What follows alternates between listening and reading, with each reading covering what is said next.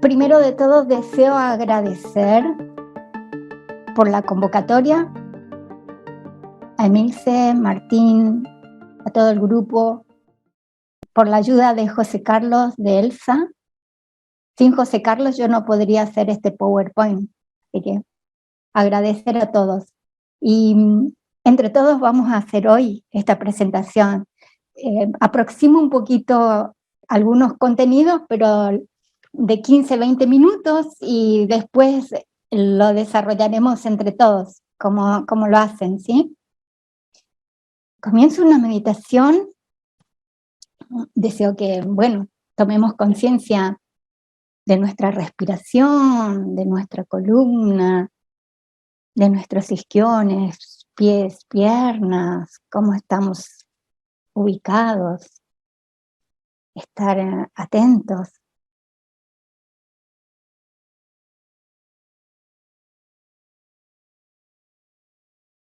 De lo ilusorio, condúceme a lo real. De la oscuridad, condúceme a la luz. De la muerte, condúceme a la inmortalidad. Esto es de la literatura muy antigua de la India, de uno de los Upanishads, y está a los pies del maestro, de Krishnamurti. Como verán, el tema de hoy es funciones del cuerpo mental, y principalmente me basé en Taimi, en el capítulo 8. Recuerden que van a ser 2 martes, así que hoy daremos una parte y el martes próximo se termina con el cuerpo mental. El extracto que voy a leer en este momento es de El poder del pensamiento de Annie Besant. Dice así: el valor del conocimiento se pone a prueba por su poder de purificar y ennoblecer la vida. Las innumerables actividades del yo arrancan de la voluntad, del sentir y del conocer. Así como todos los colores arrancan de los 3 primarios. El yo como el que quiere, el yo como el que siente, el yo como el que conoce. Él es el uno en la eternidad y también la raíz de la individualidad en el tiempo y en el espacio. El yo, en su tercer aspecto, el yo como conocedor, es lo que vamos a estudiar. Hay una palabra: vibración. El movimiento es la raíz de todo. La vida es movimiento. La conciencia es movimiento. El movimiento, al afectar la materia, es vibración. Pensamos en el uno, en el todo, como inmutable, sin movimiento, puesto que en el uno el movimiento no puede existir. Solo cuando hay diferenciación o partes, podemos pensar en el movimiento. Por ser el movimiento, cambio de lugar en la sucesión del tiempo. Cuando el uno se convierte en los muchos, entonces surge el movimiento. Y este es vida y conciencia. Cuando el ritmo es irregular, es muerte e inconsciencia. O sea, primero tenemos un ritmo regular, ese es vida. Cuando el ritmo es irregular, cuando no hay ritmo, es muerte. Porque la vida y la muerte son hermanas gemelas, igualmente nacidas del movimiento, el cual es manifestación. Todos los seres estamos relacionados por la red de la conciencia. En la naturaleza hay diferentes grados de vibración, con nombres distintos, llamados a una serie luz, a otra calor, a otra electricidad, a otra sonido, y así sucesivamente. Sin embargo, todas son de la misma naturaleza, todos son modos de movimiento en el éter. El sonido es también primordialmente una vibración en el éter. Estamos rodeados de materia de diferentes densidades y a los movimientos que en ella se producen les damos nombres según nos afectan, según son contestados por los diferentes órganos de nuestros cuerpos, groseros y sutiles. Llamamos luz a cierto movimiento que afectan los ojos. Llamamos pensar a cierto movimiento que afecta otro órgano, la mente. El ver ocurre cuando la luz del éter ondula desde un objeto a nuestros ojos. El pensar ocurre cuando el éter del pensamiento se mueve en ondas desde un objeto a nuestra mente. Así que es muy interesante el de pensar dónde estamos sumergidos y el desarrollo de nuestros cuerpos groseros y sutiles, de acuerdo a nuestra capacidad, vamos a tener comprensión. Así que va a depender del desarrollo de nuestros cuerpos y en este caso del cuerpo mental. Bueno, entonces comenzamos con el PowerPoint.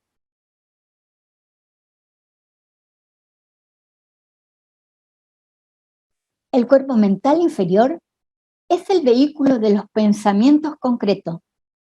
Tengan en cuenta que la mente es dual y material. Ya está en la manifestación, es material. Desde el punto de vista de la renovación de sí mismo, limitándonos a considerar hechos y métodos que nos permitan entender y emplear este cuerpo específicamente en su trabajo. La maravilla de la mente humana.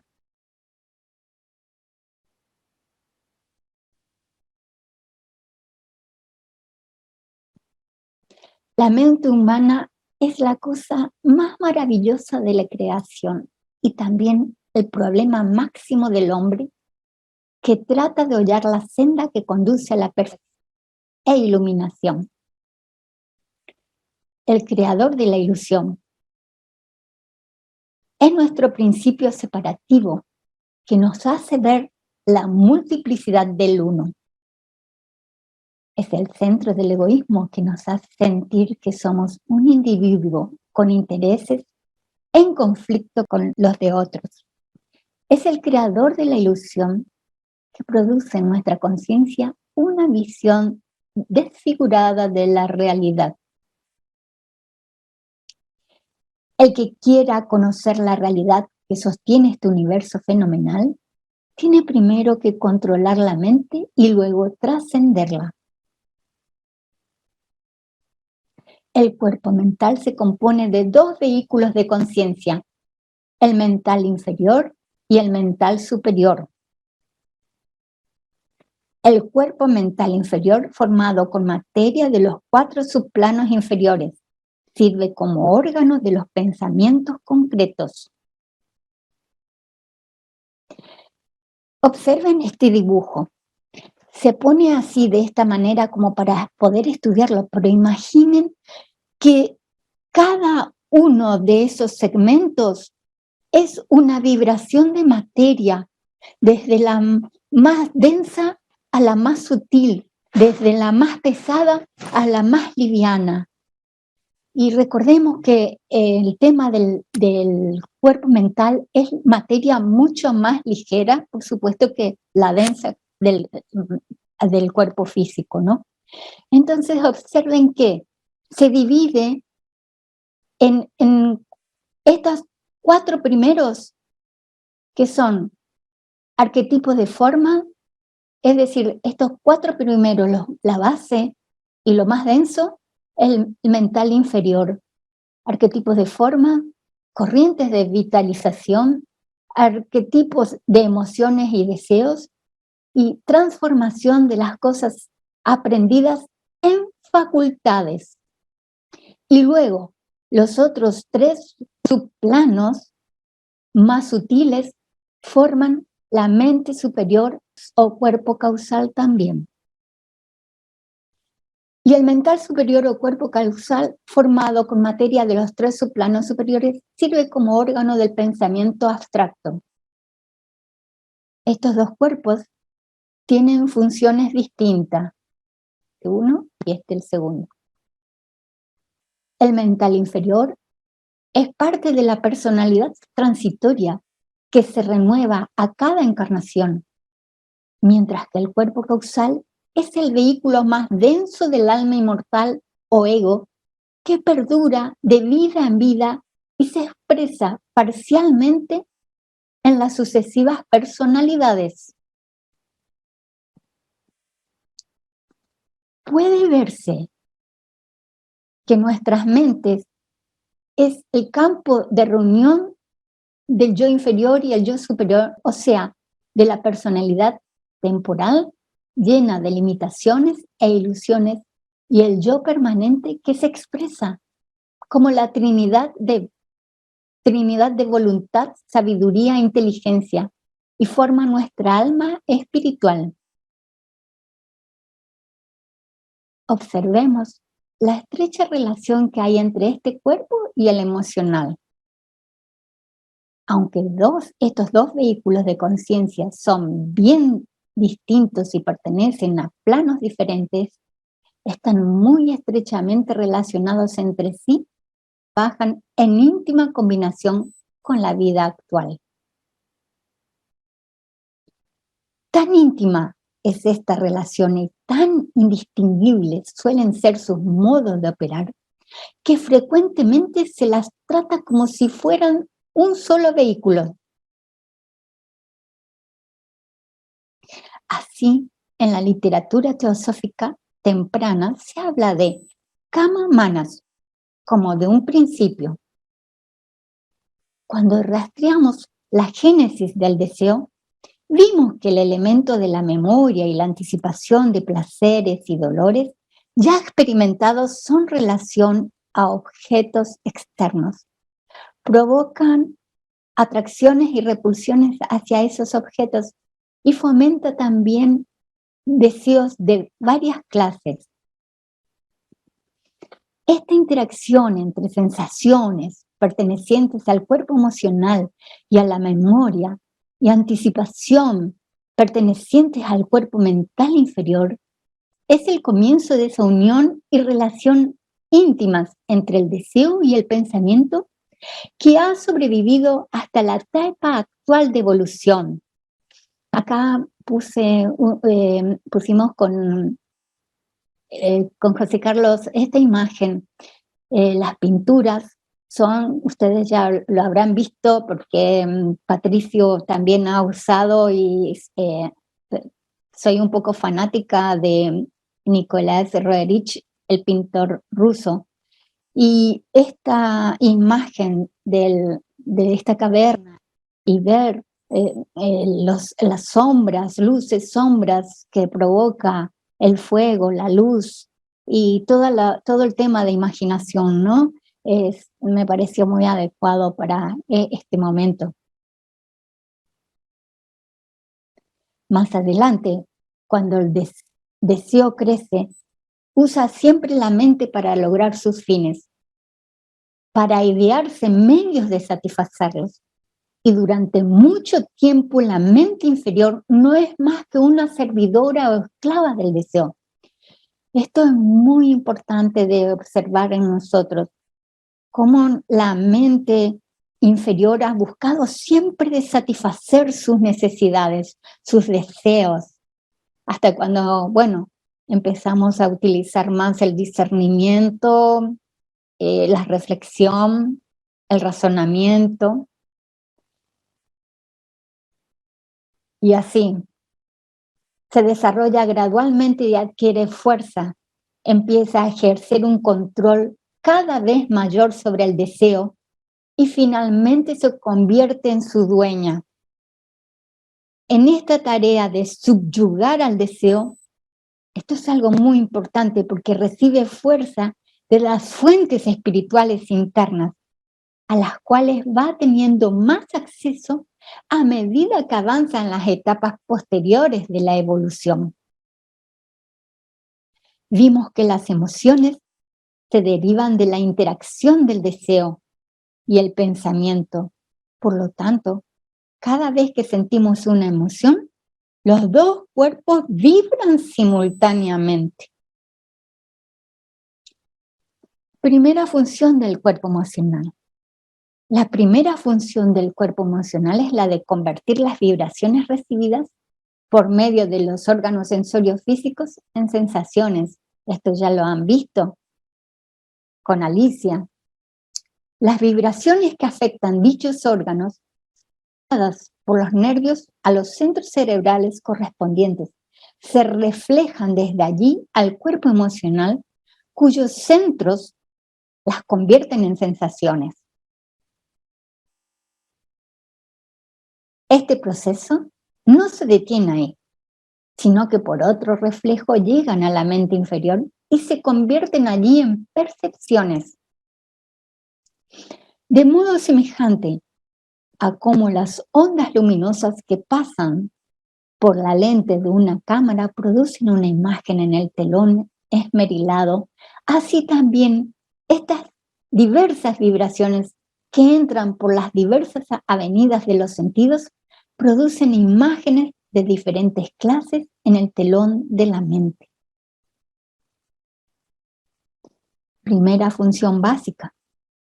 Tenemos pues que la primera función básica del cuerpo mental inferior es la de convertir las sensaciones emocionales en percepciones mentales, ya sean de color, forma, sonido, gusto, olor y tacto.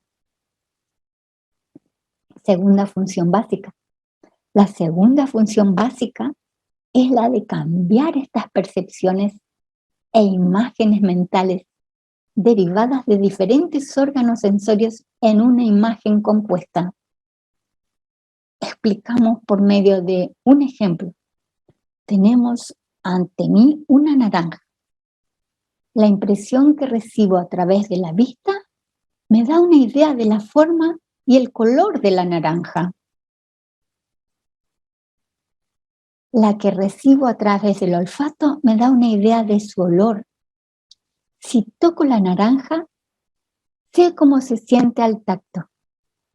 Si la toco con la lengua, tengo una idea de su sabor. Pues bien, una idea completa de la naranja estará compuesta de todos estos 4 elementos y así es función del cuerpo mental inferior la de combinar estos elementos en una imagen compuesta y darme un cuadro más completo del objeto. Bueno, deseo agregar un poquitito más que quiero compartir con ustedes esta imagen. El conocimiento es poder. Observen la imagen, dice, cuanto más sepas, podrás tomar mejores decisiones y esto te servirá para toda la vida. Cuanto más capacidades podamos desarrollar, cuanto más podamos aprender, explorar, vamos a estar más capacitados. Y por último, quiero llevarlos a un poema. La casa de huéspedes. Este poema es de Rumi. Dice así: el ser humano es una casa de huéspedes. Cada mañana un nuevo recién llegado. Una alegría, una tristeza, una maldad. cierta conciencia momentánea llega como visitante inesperado. Dale las bienvenidas y recíbelos a todos, incluso si fueran una muchedumbre de lamentos que vacían tu casa con violencia. Aún así, trata a cada huésped con honor.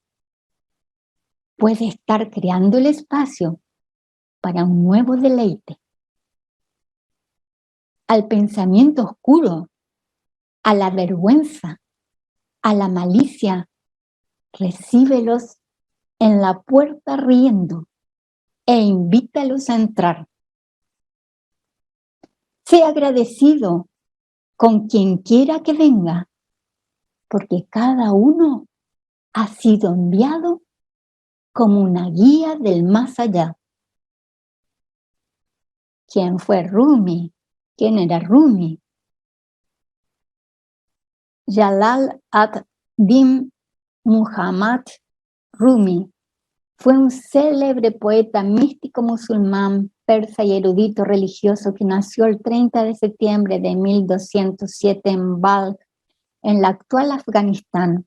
Alrededor de 1220 su familia dejó las provincias orientales de Persia con un grupo de discípulos y viajó hacia el oeste a causa de la invasión del Imperio Mogol. Falleció el 17 de diciembre de 1273, lengua materna persa. Bueno, esto fue tomado de Wikipedia. Y las imágenes me parecieron lo más adecuado, son de Adyar. Bueno, hasta aquí.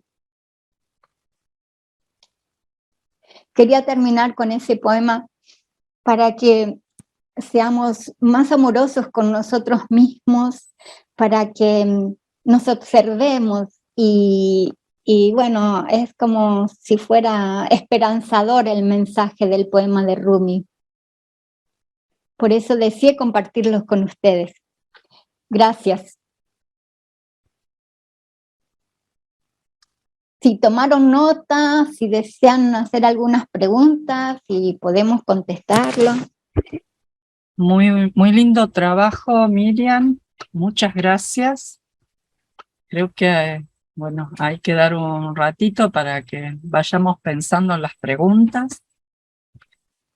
Pero es fascinante el tema del campo mental, las funciones del cuerpo mental y su interacción con las emociones, ¿no?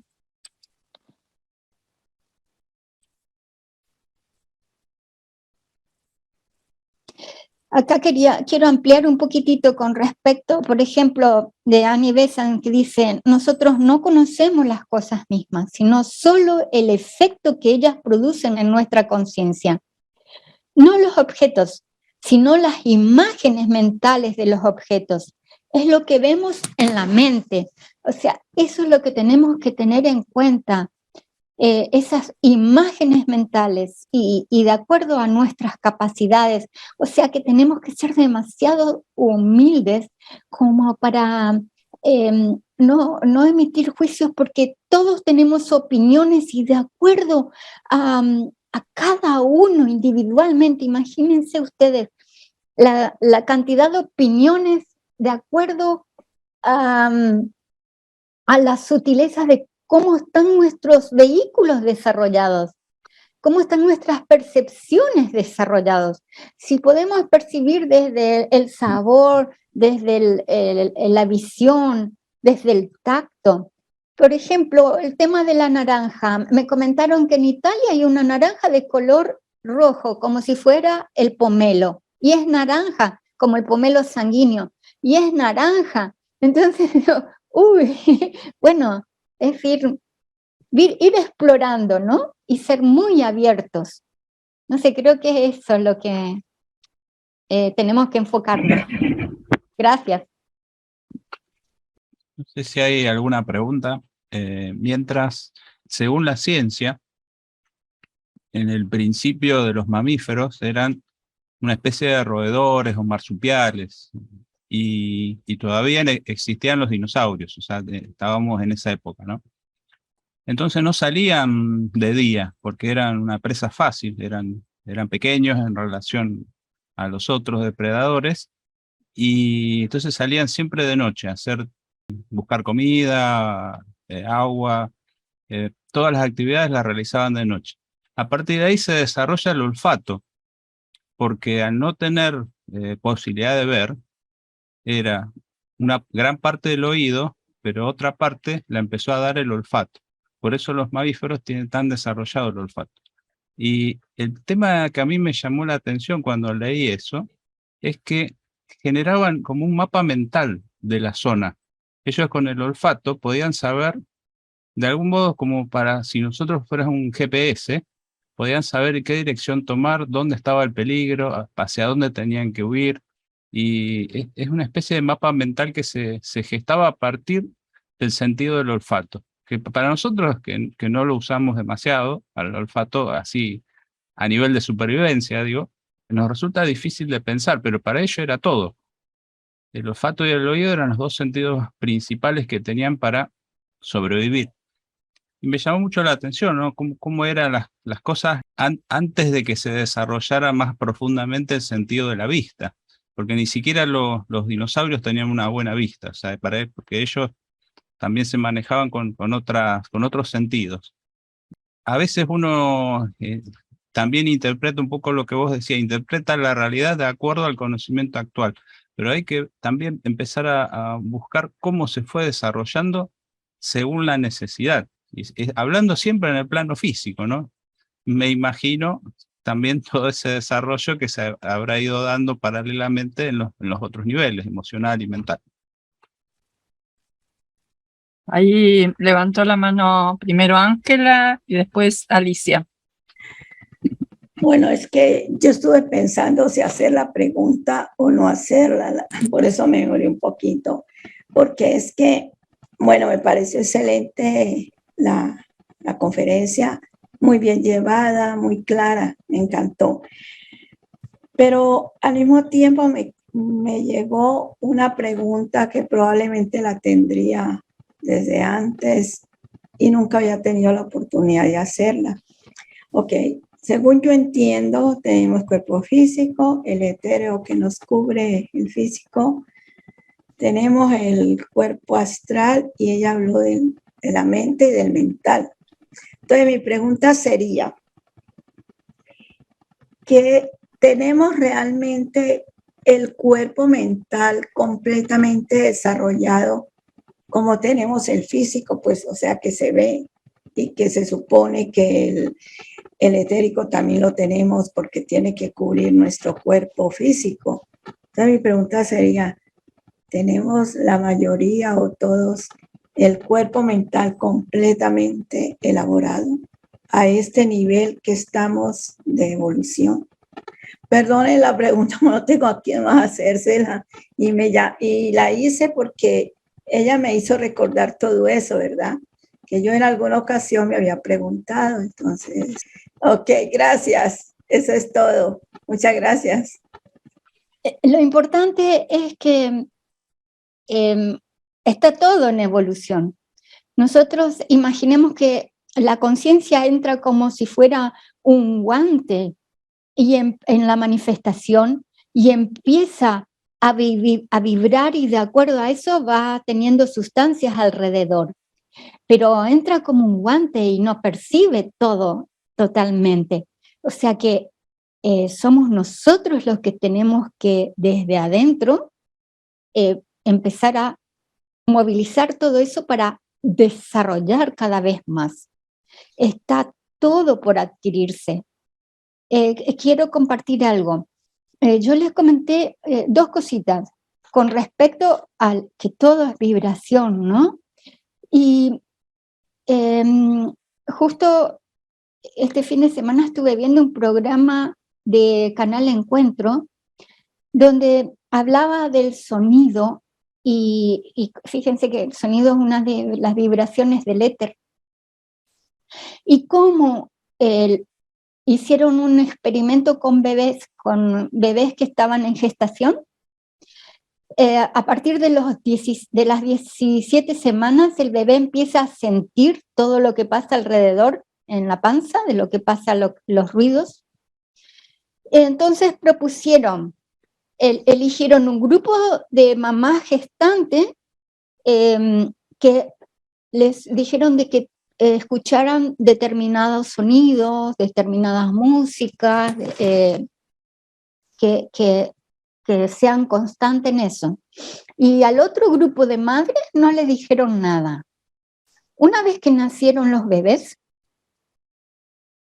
ese grupo que había sido, que sus madres habían estado en la atmósfera de la música, del sonido, de la suavidad en su casa, los bebés empezaron a reproducir en el encefalograma mucha más cantidad de vibración cerebral y de ondas mucho más grandes. O sea, intensidad y más largas las ondas. En cambio, en el otro grupo de bebés no pasó nada, no estuvieron estimulados. Y había una de las chiquitas, que es jovencita ya, que comentaba que su madre era música, era violinista, y tocaba siempre una melodía para esos alumnos principiantes, tocaba siempre esa melodía en el violín. Comenta esta joven, que es violinista también, música, que antes de poder hablar, ya interpretaba en el violín esa melodía que hacía la madre, antes de poder hablar.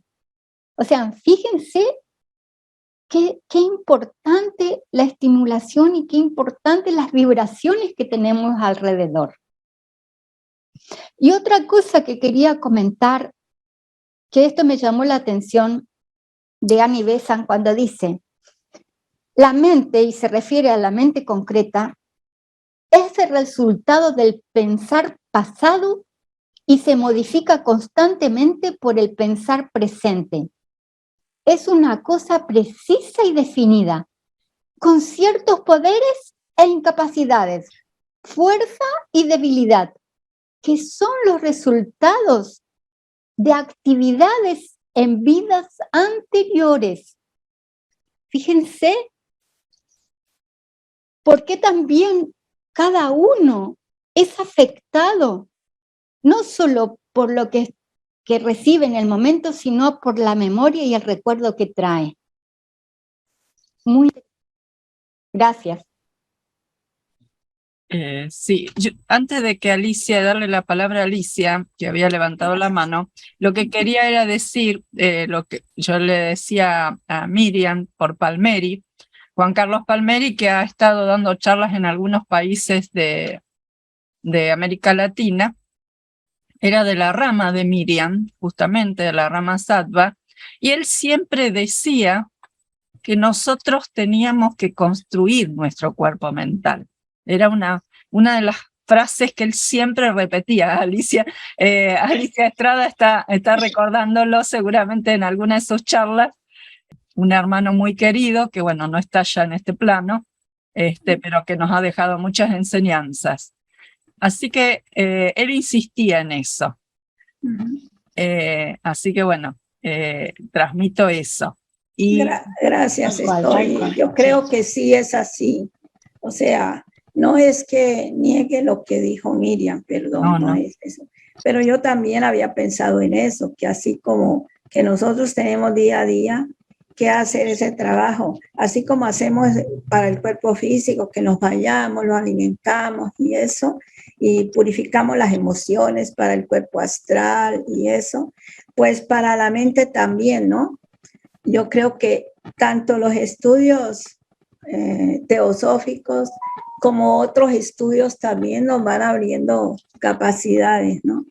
Muchas gracias, Emilce. También te lo agradezco, y a Miriam pues también. Muchas gracias. Sí, yo pensé eso en una ocasión, pero dije, bueno, no sé si estaré equivocada, pero por eso les hice la pregunta. Les digo honestamente porque me llamó la atención. Entonces dije, bueno, ¿lo hago ahora o no lo hago nunca? Gracias, gracias a todos. Gracias. Alicia, vos habías levantado la mano, no sé si... Sí, bueno, en realidad quería compartir una sensación que a mí me da de todo esto, lo que tiene que ver con el aparato mental, con la mente, con las capacidades que tenemos, y es como que potencia o debiera potenciarnos la humildad, ¿no? Porque qué poco sabemos de nada, porque tenemos herramientas limitadas, porque vemos los colores que podemos ver y oímos los sonidos que podemos oír. Y entonces, cuando estos temas me hacen preguntar realmente cómo será lo que yo tengo, lo que está fuera mío, que yo lo veo de una manera de acuerdo a mis herramientas, pero a lo mejor es totalmente distinto. Y bueno, y estas limitaciones que tenemos inclusive con la mente, porque de golpe nosotros tenemos un pensamiento y atrás otro y atrás otro, y una sensación de que es una cosa compacta, y en realidad es un movimiento continuo, continuo, continuo, continuo, y no hay una estructura, es materia, porque es materia sutil, pero no es un cuerpo. Y esta necesidad que nosotros tenemos de corporizar y de ponerle nombre a todo, creo que tiene que ver con este poco control que tenemos sobre lo que nos rodea y sobre lo que somos. Porque somos muchas personas, no somos uno solo. Somos en función de dónde estamos, con quién hablamos, el rol que estamos desarrollando, y no conocemos nada más que lo que podemos con estas herramientas maravillosas, pero pocas herramientas que tenemos, ¿no? Entonces es como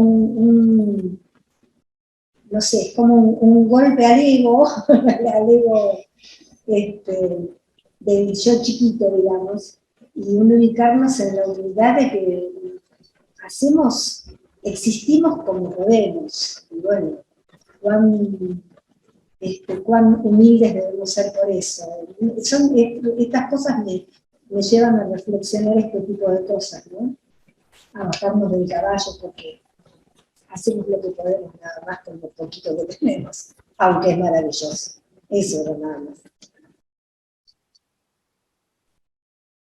Gracias, Alicia. Sí, en la misma línea de lo que decía Alicia, y uno leyendo ahí a Taimi, estudiando lo que él explica sobre la mente, uno se da cuenta que la mente es una herramienta de conocimiento bastante limitada, pero uno no se da cuenta de eso en realidad. Y fíjense que uno se identifica también tanto con sus pensamientos que a veces discutimos denodadamente por cómo ve uno una cosa y cómo ve el otro la misma cosa. Y tal vez solo sea cuestión de perspectiva, no es que uno esté equivocado y el otro acertado. Uno tendría que poder verlo un poquito más ampliamente. En la charla que dio Enrique Rey el domingo, hay una parte, un dibujito, donde hay dos personas y en el piso hay un número que es el 9, pero de un lado se ve como un 9 y del otro lado se ve como un 6. Y están ahí discutiendo cuál tiene la verdad. Los dos. Entonces, creo que esos ejemplos, por un lado esos ejemplos y por otro lado las limitaciones que tiene el cuerpo mental como herramienta de conocimiento. Que después cuando veamos los cuerpos superiores, o sea, Budi, ahí tenemos lo que Budi es tal vez más certero, pero bueno, hay que desarrollar todo eso. Estamos en el camino. Nada más. Emilce, quisiera dejar algo porque es interesante. Por ejemplo, dice Annie Besant que la facultad de fijar el en un punto definido, es decir, concentración. Mientras no se adquiera concentración, el poder del pensamiento poco se ejercitará. Y sugiere, no dejes pasar un solo día en el cual no leas por lo menos 5 minutos y dedique 10 minutos a pensar en todo, con todo interés en lo que ha leído. Es decir, sugiere la concentración para desarrollar nuestras capacidades. Gracias. Muy bueno, sí, sí, muy bueno eso. Muchas gracias. Rosa, primero y después Bernie levantó la mano. Saludos a todos y a todas. Excelente charla, muchas gracias. Quería compartir una inquietud y a su vez algo que me ocurre a mí, una experiencia, ¿no? Yo creo mucho hoy en la intuición, ¿no? Y hago un ejercicio que es cuando estoy hablando con una persona por teléfono a quien no conozco, por la voz, tratar de imaginarme cómo es esa persona desde el punto de vista físico. Es muy divertido porque nunca la pego, nunca. Si me imagino que es morena, no, es rubia. Si me la imagino alta, pues es pequeña. Así pues, creo que voy a hacer lógica inversa o psicología inversa. Es decir, cuando me la imagine alta, voy a saber que es pequeña y viceversa. Entiendo que la intuición es una cualidad del alma más que una cualidad del cuerpo mental, ¿verdad? Sin embargo, a pesar de lo anterior, sí me ocurre que tengo hints, así flechazos, de cuestiones muy intuitivas, donde, como decíamos en la charla anterior con Alicia, puedo percibir la energía de un espacio, de un lugar, puedo percibir la energía de una persona que tengo enfrente, si es de rechazo, si es de cariño, si es de aceptación, y en eso sí suelo ser asertiva, pero como soy así, no le hago caso y me llevo cada chasco, grandísimo. Entonces, bueno, quería comentar eso y hacer énfasis que a pesar de que estamos hablando del cuerpo mental, yo pienso que la intuición, yo la relaciono de alguna manera con el cuerpo mental, pero entiendo que es una cualidad del alma, ¿no? Sí, si me puedes aclarar ese tema, le agradecería a quien quiera hacerlo. Gracias. Sí, bueno, la intuición es una de las capacidades que desarrolla el cuerpo mental superior conectada con Buddhi, ¿no es cierto? Pero va a tener su relación también, qué grado de afinidad, qué grado tengo para poder percibir, cuánto desarrollo para poder percibir o para poder responder a esa intuición. Yo lo que agregaría es que hay distintos tipos de percepción. A veces el tema de la intuición, a veces lo confundimos. Hay un tipo de percepción que es más correspondiente con los planos materiales, que uno podría llamarlo telepatía o percepción más bien psíquica, como más relativa al mundo emocional astral o inclusive al plano mental, pero los planos con forma. Por ejemplo, de pronto pensamos en una persona y justo esa persona nos llama por teléfono. Eso fue una percepción, es telepático. Pero, ¿qué se diferencia con respecto a la intuición de tipo espiritual? Que sería la intuición búdica, la intuición que está en los mundos sin forma, que le llaman. Ese tipo de intuición se muestra con una especie de comprensión. es cuando uno dice, ay, me di cuenta de algo, se me hizo la luz. De pronto comprendí toda una situación, comprendí. Bueno, eso es la intuición espiritual. Y esa es la diferencia. Pero en el camino espiritual ambas se van desarrollando. Porque uno medita, porque uno se pone más... Si sos vegetariano también te pones como más sensible, más perceptivo. Las dos cosas se van desarrollando. No sé si sirve.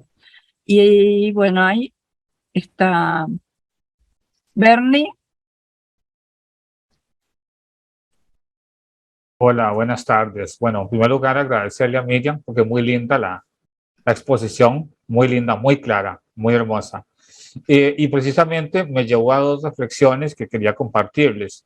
Una, cuando comienzo hablando del tema de la vibración, sobre todo llamar la atención porque hoy día hay como un montón de gurúes, ¿verdad? De las vibraciones, ¿verdad? Es decir, aparecen en Facebook, en TikTok y en Twitter, en todo el mundo hablando de vibración para conseguir marido, para conseguir esposa, ¿verdad? Para conseguir dinero.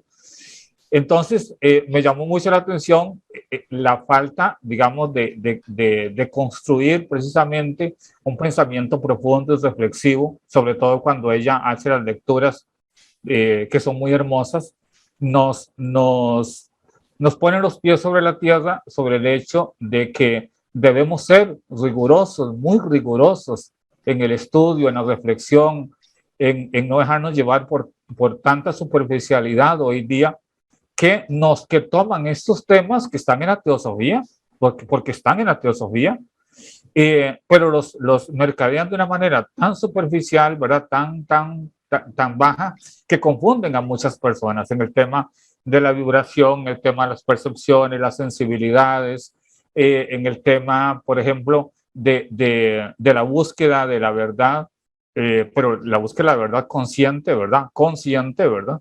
No inconsciente. Y eso me lleva a la segunda reflexión, que precisamente es el hecho de que debemos tener la capacidad de disentir, digamos, de la forma como vemos nuestra realidad, todos y todas, ¿verdad? Los que estamos en este mundo, por lo menos en este plano, ¿verdad?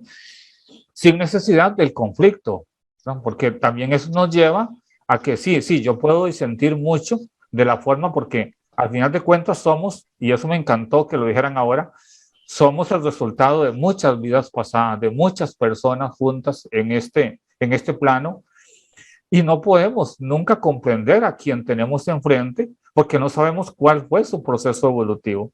Y eso me encantó hoy porque ahora que estaban hablando que hay un momento en que uno dice, sí, se hizo la luz, ¿verdad? Como me llegó la iluminación, me llegó en este punto. Y qué lindo porque con lo que estaban ustedes mencionando ahora, digo, claro, es que es muy difícil ganar una discusión o un conflicto o algo con alguien si no estamos comprendiendo todo lo que esa persona que está enfrente ha tenido que hacer para llegar al día de hoy, ¿verdad? Y lo difícil tal vez de su evolución, o no sabemos qué plano estará viviendo en estos momentos, ¿verdad? Si estará pues más evolucionado o si seremos nosotros los que vamos más atrás en ese proceso evolutivo y no estamos comprendiendo lo que esa persona nos está diciendo en este momento, ¿verdad? Pero eso, digamos, me deja una gran tarea esta semana, una enorme tarea me deja el aporte de la compañera Miriam. Ya me dejó tarea para 8 días, porque sinceramente sí me deja muy tocado en el hecho de repensarnos mucho esto, ¿verdad? Repensarnos constantemente. Entonces es una reflexión, pero muy hermoso lo que han transmitido o me han transmitido el día de hoy.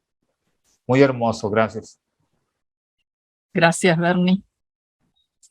Bernie, justamente eso es lo que enseña la teosofía, nos enseña a pensar. Es justamente eso. Si nosotros tenemos un pensamiento y nos concentramos y le damos vuelta, es que ahí empezamos a desarrollar nuestro cuerpo mental. Justamente, Miriam, hay una pregunta relacionada de Patricia Chávez. Y dice, buenas tardes, tengo una pregunta. ¿Cómo poder equilibrar nuestros pensamientos con nuestros actos? Ya que la mente oscila y no se queda quieta, está siempre activa. Uy. La coherencia, ¿no? Encontrar la coherencia en pensamiento, en palabra, en actos. Bueno, creo que nos lleva vidas para mí, pienso. Es coherencia. Ser prolijo, coherente, es un desafío. Y creo que es el crecimiento. Emilce, cuando vos quieras cerrar, tengo una meditación que es justamente con respecto a la intuición, y después si vos querés la cerrás vos con O Vida Oculta. Bueno, pero bueno. Acá Martín quería comentar algo. Estaba pensando la pregunta, me interesó, como que tiene muchos elementos, ¿no? Cuando habla de equilibrar nuestros pensamientos, pero referido a nuestros actos, o sea, no es solo el pensamiento aislado. Y bueno, esto de que la mente no se queda quieta, ¿no? Porque está siempre activa, pero está siempre activa porque la naturaleza es la actividad de la mente. Entonces, eso en parte no lo vamos a poder cambiar. Pero a la vez, el tema de los actos tiene mucho que ver con lo que vos dijiste, Miriam. O sea, una de las cosas en las que se basa el budismo es la recta acción. O sea, la acción correcta a veces no es tan fácil como uno cree. Cuando voy a hacer determinada cosa, posiblemente no lo haya pensado correctamente. A veces no le dedicamos suficiente tiempo. En algunas ocasiones tenemos que reaccionar, o sea, que actuar rápido, pero eso yo le llamo reaccionar. Es un poco de memoria, hacer lo que hacemos siempre o alguna variante de lo que hacemos siempre. Eso es reaccionar. Pero a veces que tenemos la posibilidad de pensar, justamente de utilizar esa capacidad mental, tampoco le dedicamos mucho tiempo. Y la acción correcta, o la recta acción que dice el budismo, tiene mucho que ver con eso, de reflexionar, decir, bueno, lo que yo voy a hacer, ¿es realmente, me conduce hacia la dirección correcta? Y muchas veces vamos a empezar a ver opciones distintas que no habíamos tenido en cuenta y que nos hacen dudar. Y me parece que ahí empieza un poco el camino, porque en ese estado de duda, la mente se empieza a quietar, porque en la reacción sí, es muy activa porque es automática y tiene mucha energía para eso. En cambio, cuando uno empieza a poner un freno y empieza a dudar sobre esa acción, o por lo menos plantearse la duda, si es correcto o no, ahí la mente se empieza a quietar. Y creo que un poco viene por ahí la cosa, ¿no? Es todo un tema para charlar un poquito más largo, pero me parece que viene por ahí. Martín, es como tomarse un minuto para decir, ante el hecho, ¿estoy reaccionando o estoy actuando?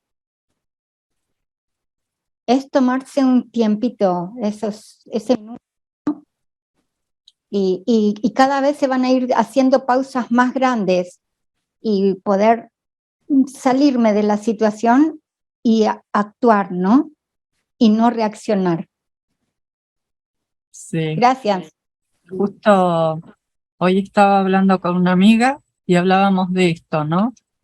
Del tiempo que uno a veces tiene que darse entre una situación dada, poder repensar, no reaccionar con lo que de pronto a lo mejor le viene a uno, sino poder darse ese tiempo de elaborar qué es lo que está realmente pasando, comprender un poco la situación y entonces sí después hablar. Ella hablaba de su relación con sus hijos, cuando los hijos no reaccionar, sino poder entender qué pasa y después sí, bueno, tener una charla y exponerle, bueno, esto es como yo lo veo, pero eso nos permite encontrar de algún modo un poco nuestro centro.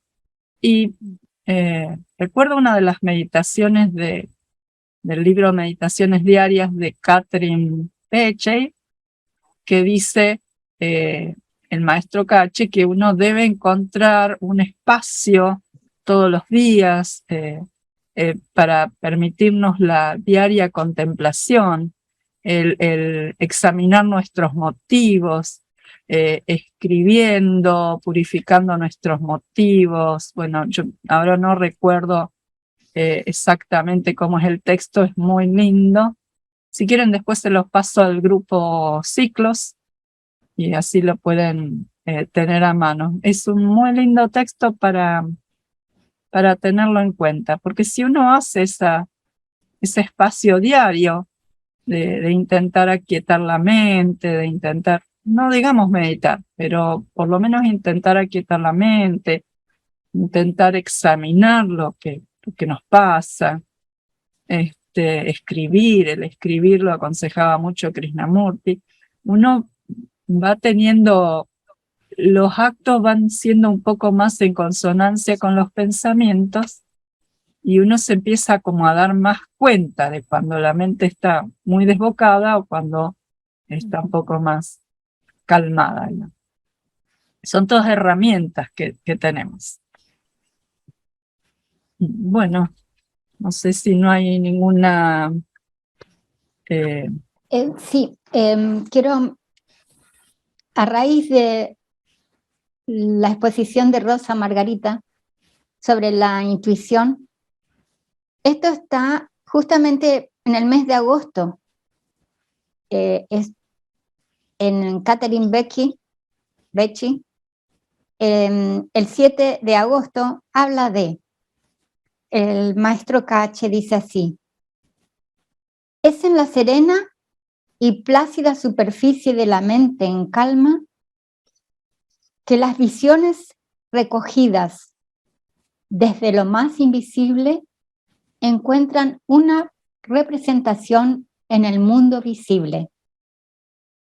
De otra manera, buscaréis en vano esas visiones, esos destellos de súbita luz que ya han ayudado a resolver tantísimos de los más mínimos problemas, y las cuales solo pueden traer la verdad ante los ojos del alma.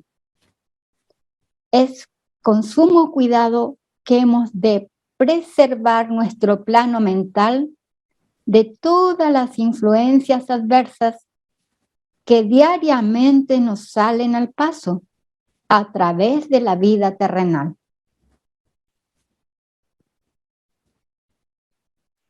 Gracias.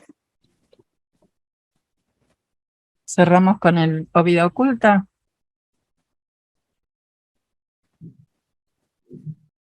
Oh vida oculta que vibras en cada átomo. Oh luz oculta que brillas en cada criatura. Oh amor oculto que todo lo abarcas en la unidad. Que cada ser que se sienta uno contigo sepa que él es, por lo tanto, también uno con todo lo demás.